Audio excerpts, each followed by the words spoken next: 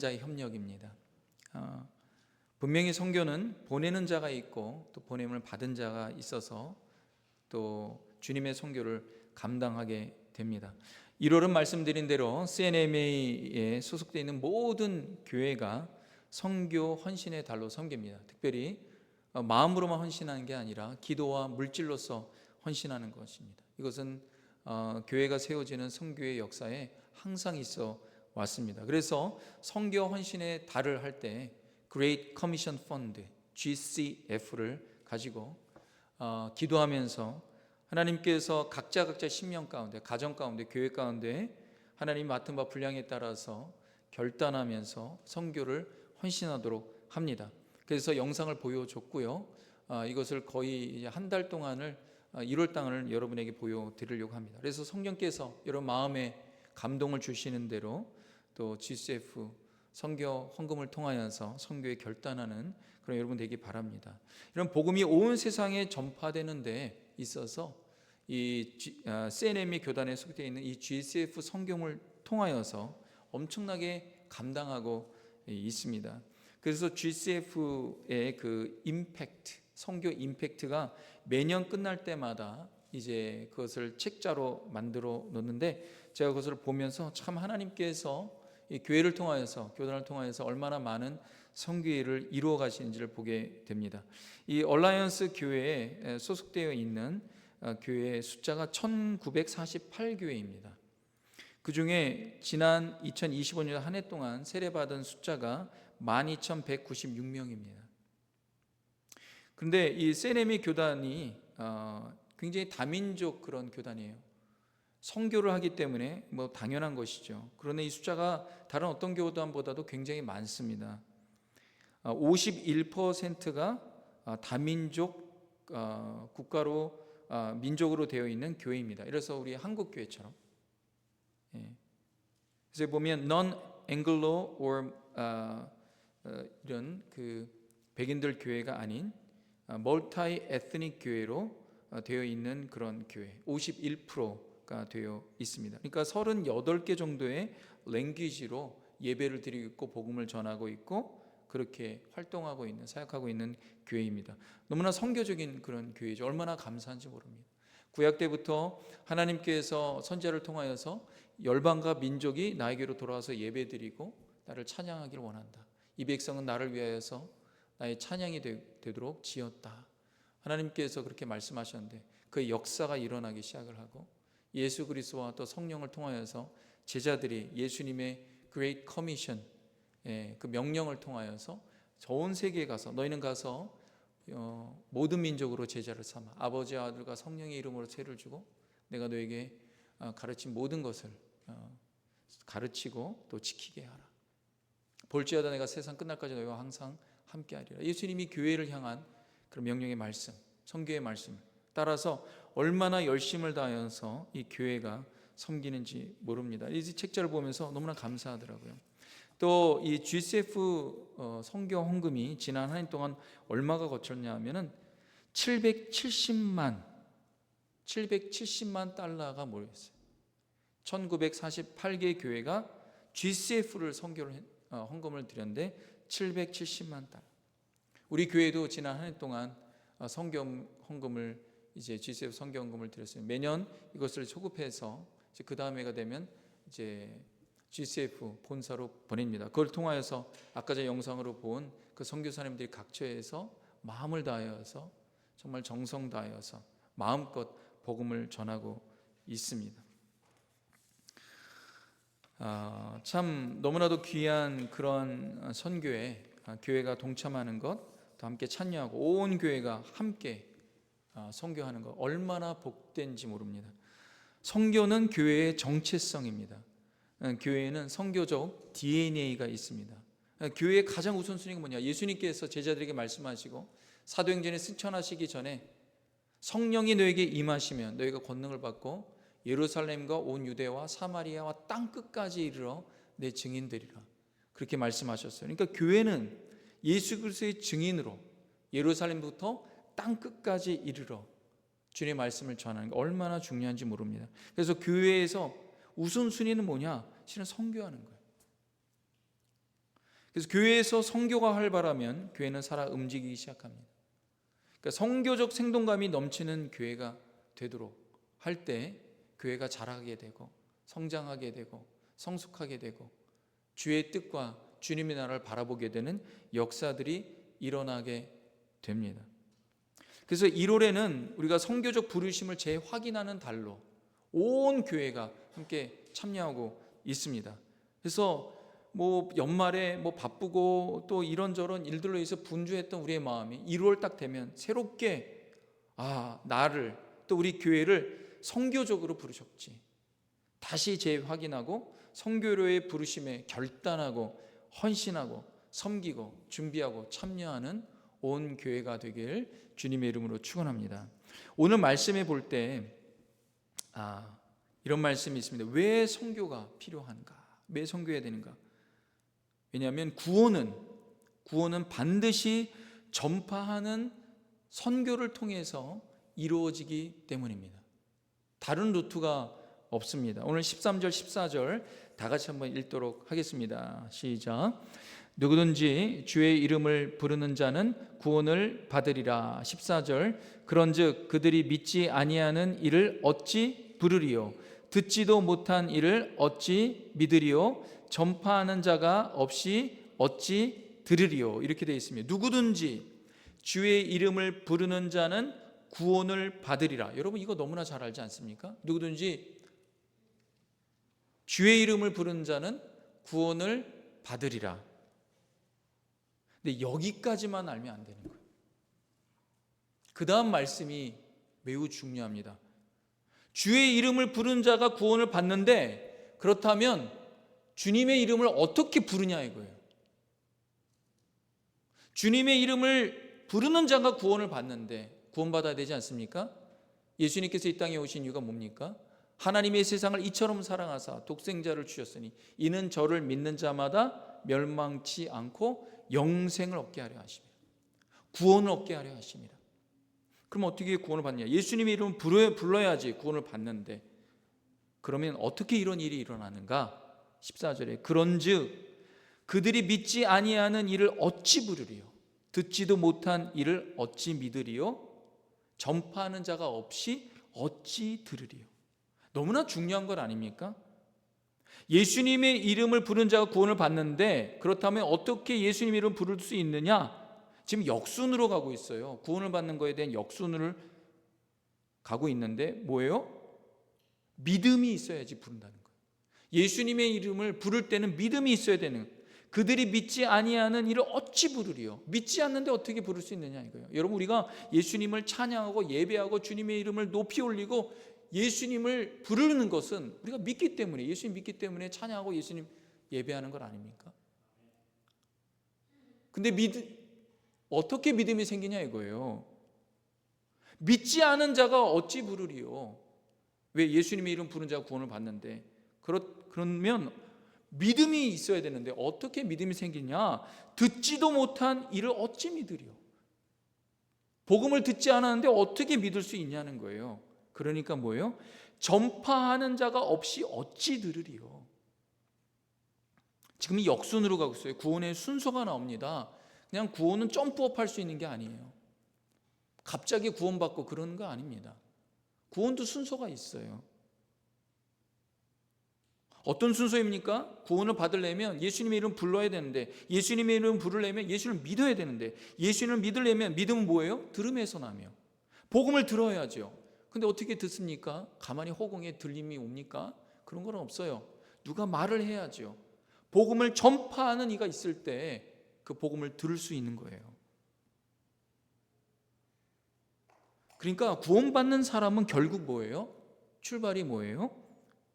그리스도의 복음을 전파하는 사람이 있기 때문에 구원까지 가는 거예요.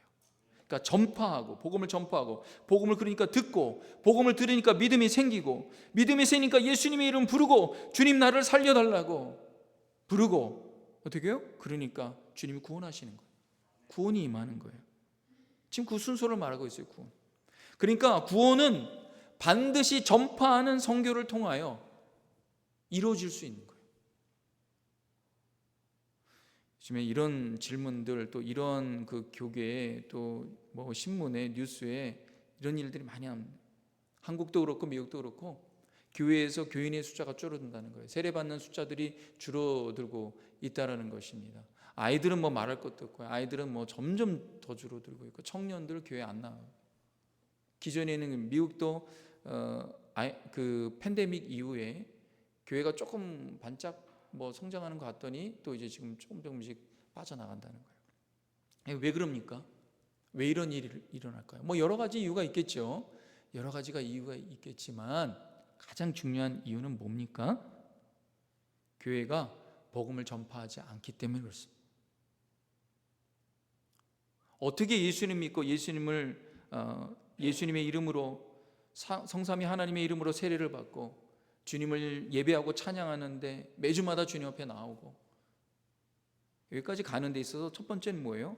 전파가 있어야 돼요. 사도 바울은 성령을 통해서 이걸 너무나 잘 알았어요. 아무도 복음을 전하지 않는데 어떻게 열방과 민족이 하나님께로 돌아와서 예배할 수 있겠냐 이거예요. 그럴 일은 없다라는 거예요. 하나님의 궁극적인 구속의 목적이 뭐예요? 마지막에는 모든 열방과 민족이 예수 그리스도가 부활하실 때 다 일어나서 하나님을 찬양하고 주님의 영광을 높이 올리는 거예요. 그러면 갑자기 그런 일이 일어납니까? 그럴 일은 없어요. 반드시 예수 그리스도의 그 복음을 전파하는 누군가가 있어야 되는 거예요. 사도 바울은 그걸 너무나 잘 알았어요. 예수님의 오심을 기다리면서 그가 해야 되는 가장 인생의 최고의 궁극적인 인생의 소명, 목적은 뭐냐? 이것밖에 없는 거예요. 이거 최고의 목적이에요. 열방과 민족에 나아가서 그리스도의 복음을 전하여서 그들이 하나님께로 돌아오고, 그러한 하나님의 비전과 꿈을 갖고 살아갔습니다. 내가 그것을 감당해야 돼요. 근데 주님이 자기를 부르시고 보내시는 거예요. 너무나 감사한 거죠. 그래서 그거 붙들고 계속 앞을 향하여서 나아간 것입니다. 전파하는 자가 없으면 구원의 일은 아무도 없습니다. 여러분 여기 어떻게 앉아 있습니까? 누군가가 여러분을 계속 복음을 얘기했기 때문에 그래요. 그것이 부모님일 수도 있고요, 친구일 수도 있고, 친척일 수도 있고, 교회 다니는 어떤 이웃일 수도 있고, 여러분 가게에 가끔씩 오는 손님일 수도 있고요. 하나님은 모든 수단과 방법을 다 가리지 않고 모든 방법을 통하여서, 방편을 통하여서 그분을 계시하기를 원하시요. 그래서 우리가 여기 와서 주님의 이름을 부르고 예배하는 것 아닙니까? 우리는 그런 은혜와 그런 사랑에 빚진 자들이에요. 특히 한민족은 너무나 많은 빚을 졌어요. 젊은 미래가 창창한 그런 선교사님들이 한국 땅에 와서, 원래는 일본에 오고 중국으로 가려고 하는 그냥 패스하는 그런 곳인데, 거기가 하나님께서 그 마음을 주신 거예요. 그 당시에 조선이죠. 조선에 대한 마음을 주신 거예요. 하나님의 긍휼의 마음이, 하나님의 사랑의 마음이 전달이 되니까 그곳에 와서 심지어 순교하는데도 복음을 전하고, 그래서 우리 한국이 복음을 받아들여서 얼마나 하나님의 은혜와 축복을 많이 받았습니까? 우리는 선교사들의 그 전파에, 선교에 많은 빚을 진 자, 그러니까 그것을 아는 것 같아요. 교회가 미국 다음으로 그 조그만 나라가 가장 많은 선교사를 배출하고 가장 많이 선교를 하고 그런 나라가 되었어요. 너무 감사한 거죠. 근데 요즘에 보면 좀 해이해졌어요. 복음 전하고 복음 전파하는데 해이해졌어요. 왜 해이해졌는가 보니까 기독교역사에 보면요, 나라가 좀 잘 살면은요 약간 매너리즘에 빠지고 해이해진다 그러더라고요. 헝그리 정신이 많이 없어졌어요. 우리 부모님 때, 우리 그 전 믿음의 선조를 보면 헝그리 정신이 있었어요. 성교에 내가 배고파고 내가 힘들어도 이 사람이 구원받기 위해서 눈물로 기도하고 복음을 전하고, 내가 떡 하나 있으면 반을 쪼개서라도 주면서 교회 나가자 그러고 예수님 믿으라고. 옛날에 그 전도하고 선교하는 분들의 그 이야기를 들으면요, 정말 눈물 없이 들을 수 없는, 너무 부끄러운, 우린 너무 배불렀다, 그런 싶은 생각이 듭니다. 전파하는 것은 사람의 본성입니다. 사람은 좋은 것 바라고 싶고, 맛있는 음식 얘기하고 싶고, 좋은 여행지에 가면 남들한테 얘기하고 싶고, 취미도 그렇고 운동도 그렇고 막 소개하고 싶어요. 그래서 요즘에 SNS가 얼마나 잘 됩니까? 내가 좀 맛있는 맛집에 가면은 그거 올려갖고 하면은 사람들이 거기 가려고 해요. 이게 사람의 본성입니다. 전파하는 거. 여러분, 세상에 가장 들어야 하는 좋은 소식은 무엇입니까? 예수 그리스도, 그분의 소식입니다. 이것만큼 세상이 들어야 되는 소식이 없어요. 근데 요거는 싹 빼고 많은 SNS에서 얼마나 많은 잡다한, 꼭 안 들어도 되는 것도 얼마나 많이 있습니까? 교회가 좀 분발해야 된다 싶은 생각이 듭니다.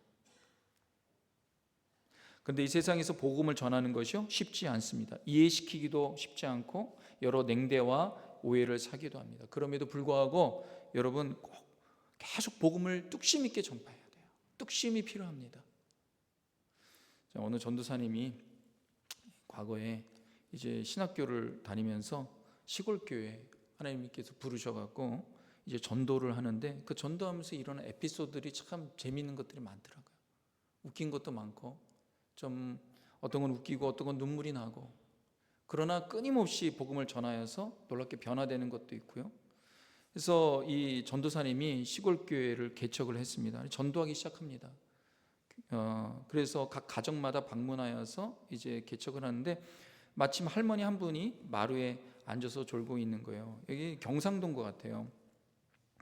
전도사님이 말합니다. 할머니 안녕하세요. 가까운 교회에서 나온 전도사입니다. 할머니가 말합니다. 아이고 어서 어이서 전도사님. 전도사님 말합니다. 예, 저는 전도사입니다.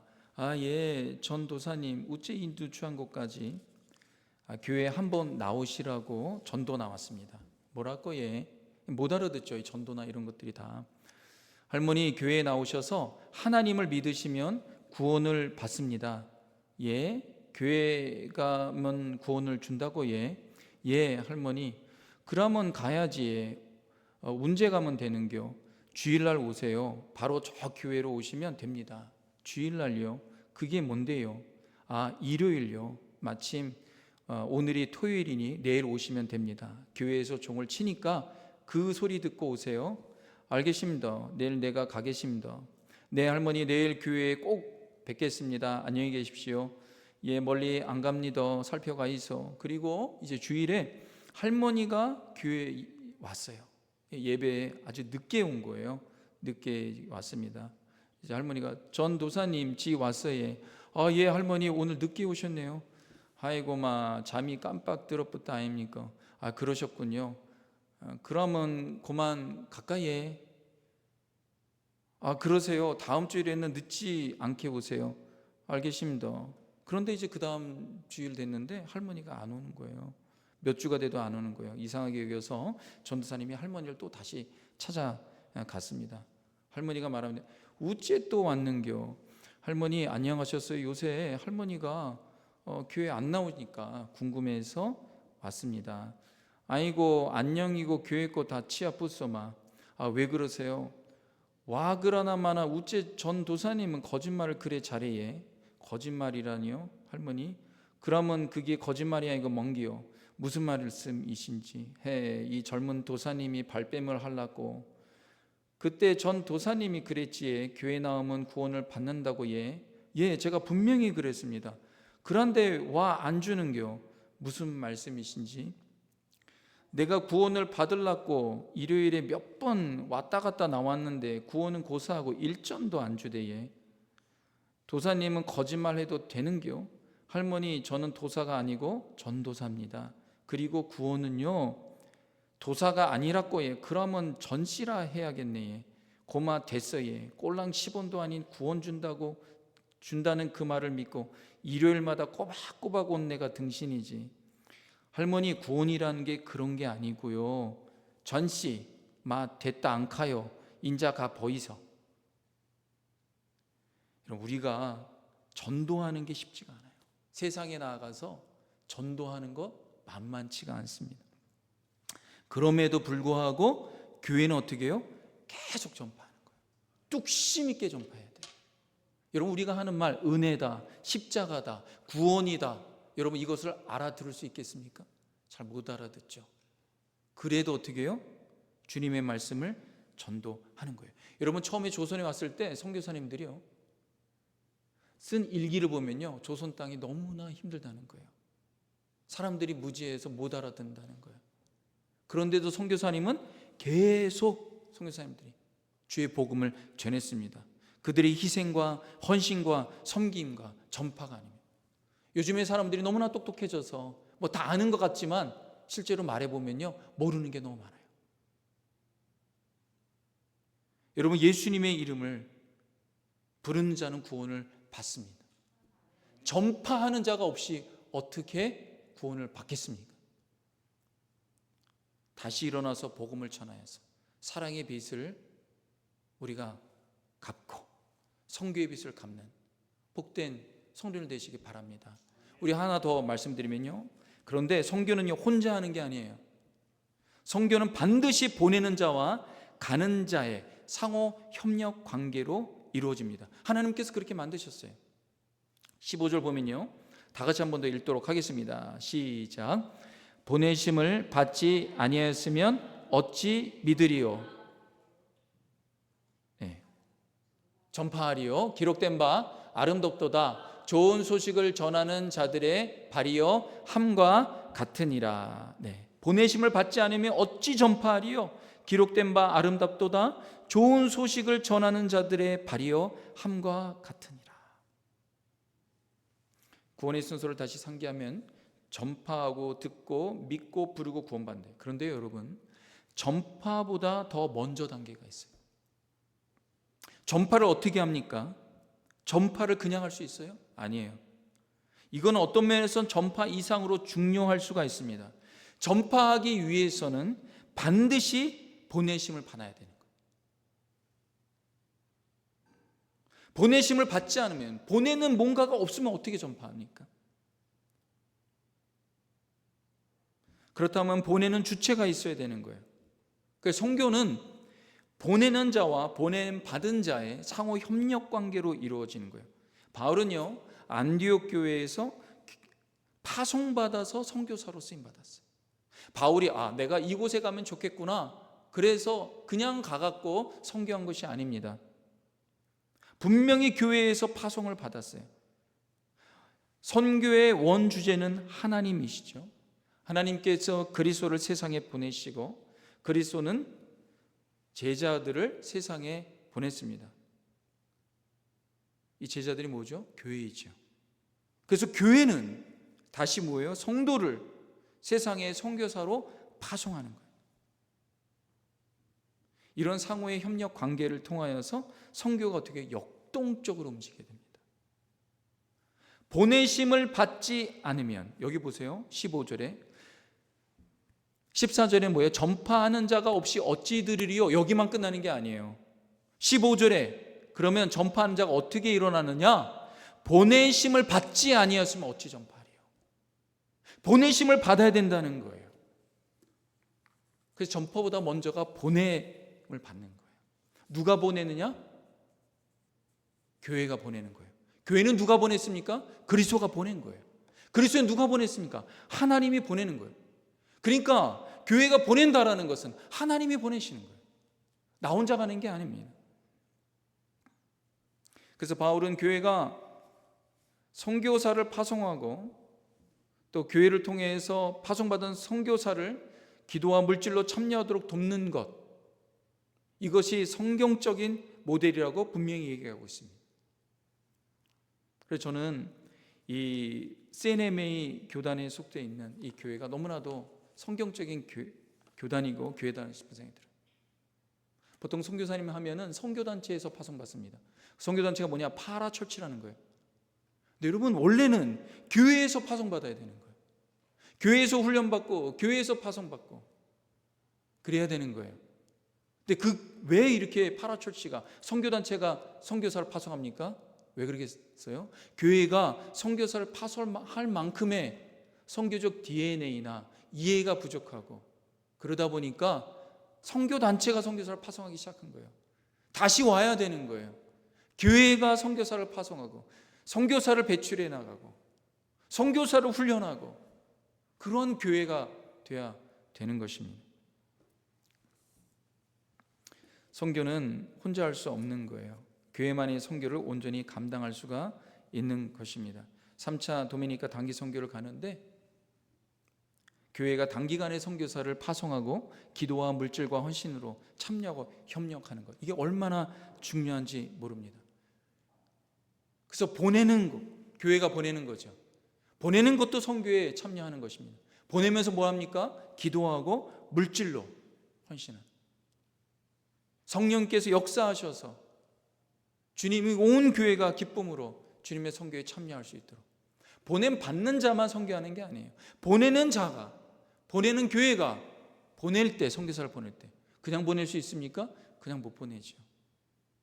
성령께서 그 마음을 주시고 훈련하고 섬기고 기도하고 그래야지만 선교사를 보낼 수 있지 않습니까?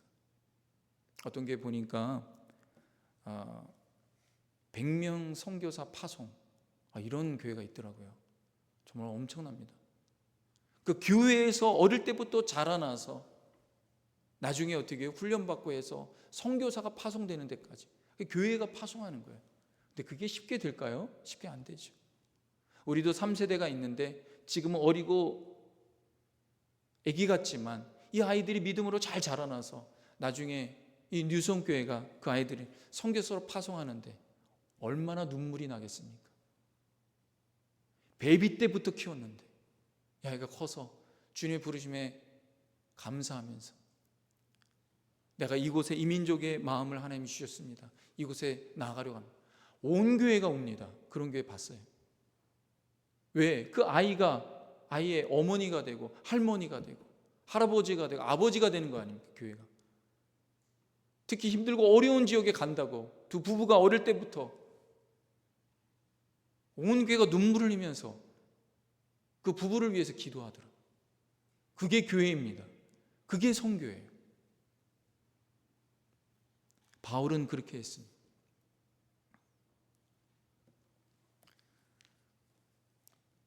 로마서의 마지막 기록된 바 아름답도다 좋은 소식을 전하는 자들의 발이요.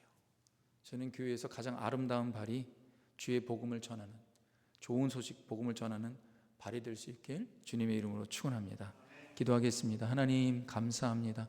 우리 교회에서 선교의 DNA가 다시 활성화되고 자라나서 정말 온 교회가 기쁨으로 주님 복음을 전하는 귀한 선교의 교회 되도록 하나님 우리를 다시 한번 성령으로 깨워 주시옵소서. 예수님의 이름으로 기도합니다. 아멘. 우리 자리에서 다 같이 일어나